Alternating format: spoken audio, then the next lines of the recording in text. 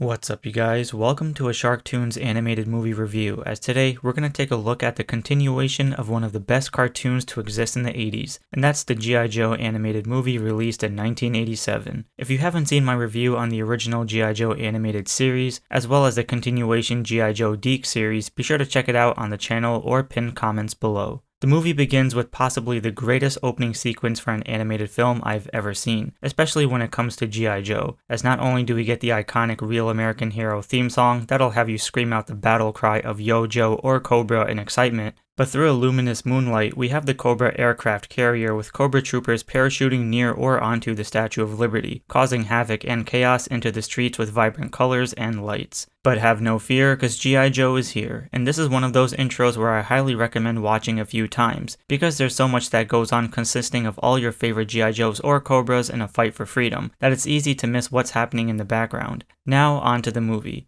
The basic premise of the film is that there's this new group of villains called the Cobra La, in which they serve as the first ever species to exist on Earth before the Ice Age, man, and technology. However, due to geographical changes, this causes Cobra La to head into isolation within the mountains, awaiting for their inevitable return. Their purpose now after all these years is to get revenge and throw humans into exile by unleashing these pods into the orbit, which then causes them to explode into spores as it lands onto Earth, mutating them into mindless creatures. The only way this can happen is through massive energy, and lo and behold, the G.I. Joes created a brand new device called the BET, aka the Broadcast Energy Transmitter, a key to solve the world's energy crisis. So with Cobra La teaming up with Cobra to steal the BET and progress with their world domination, it's up to G.I. Joe to stop this event from occurring. Now, aside from all your favorite characters that appeared either as main or background characters seen within the original series, this movie introduces us to some new characters. So within G.I. Joe you have Law and Order, Chuckles, JINX, Tunnel Rat, Big Lob, and Lieutenant Falcon. And then there's the Slaughters, Marauders, or Renegades consisting of Mercer, Taurus, and Red Dog.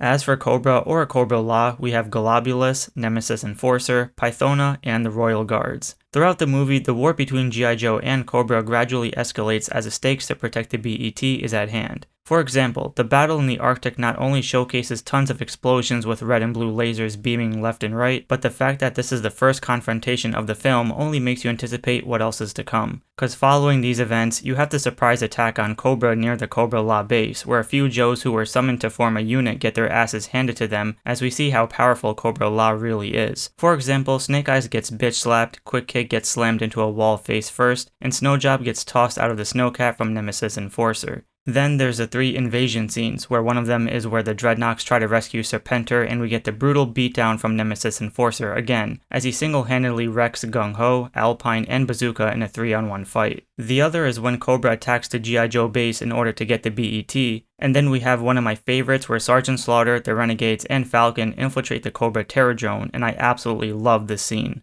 This is one of those instances where you want to take out your action figures to reenact this scene because everything about it is badass, because these 4 actually destroy the Terradrome. On a side note, let's not forget Falcon getting bitch slapped by Serpentor and Cobra Commander getting bitch slapped by Nemesis Enforcer. So as you can see here, there's a theme going on with getting bitch slapped. Some of my other favorite scenes include where we see Mainframe and Dial Tone act all nerdy talking techie stuff by the BET, the Renegades training session with Falcon where they beat the shit out of him, my favorite character Lowlight and his Showtime one-liner, Lift Ticket being ballsy and kicking Falcon out of the Tomahawk, and PYTHONA's awesome introduction where not only does she have a spine-chilling way to infiltrate the Cobra base through stealth, but does a great job at kicking most of the Cobra guards' asses on duty. Now, let's talk about some of the funnier scenes, cause you can't have G.I. Joe without some humor, and that's having Beachhead getting wrecked during the training sessions. Not only do we get introduced to 5 out of the 6 Joes whom already give Beachhead lip and not take him seriously, but Falcon is out there somewhere getting a handy by a bimbo named Heather. Here, Beachhead undermines everyone's intelligence at first. He slams the controller on the ground after he sees Tunnel Rat and Big Lob use their wit to get past a few traps. Then there's him getting pissed off at Law for being a wiseacre when Order brings the bomb they're supposed to defuse back to him and wishes they both get fleas. There's also the subtle feedback he gives to Chuckles when he hilariously throws the missile at a his tank when he should have just used the rocket launcher. And last but not least, JINX kicking his ass when being blindfolded. Just look at him on the ground. Now, let's talk about Cobra. Cobra Commander has one of the more sadder storylines in the movie, but also has the most character development, because regardless what your views may be of him as a leader, you can't help but to feel kinda bad for the guy. I mean, from start to finish, in the beginning of the film, not only does Serpentor embarrass him in front of everyone for failing as a leader, but the other Cobras also betray him. Then, despite bringing the Cobras to safety at Cobra La, they throw his ass on trial, ridicule him, and even gets a spore pod shoved into his face, thus mutating his body into a snake. But the redeeming aspect of all this is that if it wasn't for these turn of events, he would have never helped Roadblock escape Cobra La. Roadblock would have never found Flint's rescue unit, which also runs parallel to the new recruits, as they would have never saved the day by knowing the coordinates of Cobra La, and Falcon would have never destroyed the BET if Cobra Commander fought the other snake.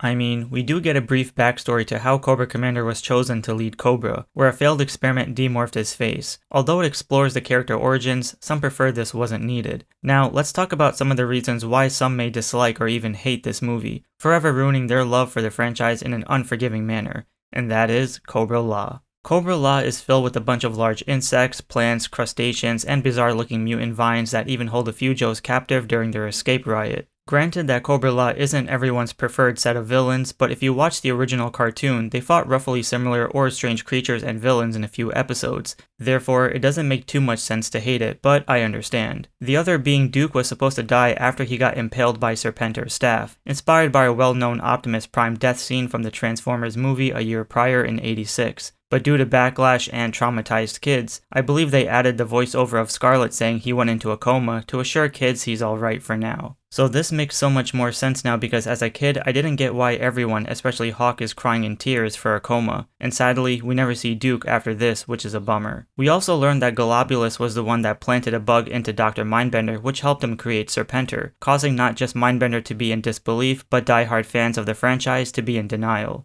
Last but not least, let's talk about Falcon. Now this goofball butts heads with Duke a lot for being negligent, and we even learned that he's Duke's half-brother. Falcon not only slaps JINX's ass in the garage, carelessly leaving his post for Cobra to attack, but his lack of responsibility causes a lot of recruits to be injured. And when you have Hawk overwhelmed and devastated, you know you're gonna get your ass kicked. Thankfully, Falcon does redeem himself by the end of the movie during their final attack on Cobra La, as not only does he fight Serpentor, but he also bravely fights Golobulous, in which we never see again. There's also some other iconic fights like Nemesis Enforcer fighting Sergeant Slaughter and PYTHONA fighting JINX. So after some crazy seizure-esque light explosions, the Joes celebrate with the destruction of Cobra La, as the only way to make this movie even better is to give butthurt fans the satisfaction that Duke will be okay by the one and only Doc. Overall, this movie was fun, entertaining, and quite a blast to watch. The point here is that you've already seen all your favorite characters throughout the original series, so this movie focused on selective characters, and whatever your opinion may be on Cobra La, at least it gave the Joes a challenge. I love the animation, I love the battles, I love how we get to see the G.I. Joe headquarters, the Cobra Terradrome, and Sergeant Slaughter's slaughterhouse. Personally, I like to consider this an epic conclusion to the franchise, seeing how action-packed it was. It had a decent balance of reminiscing old characters intertwining with the new ones in a decent balance, until that is they continued with the DiC series. Therefore, G.I. Joe the movie gets a B/B+. Thanks for watching, be sure to give a like and subscribe for more SHARKTOON movie reviews and stay tuned for the next episode.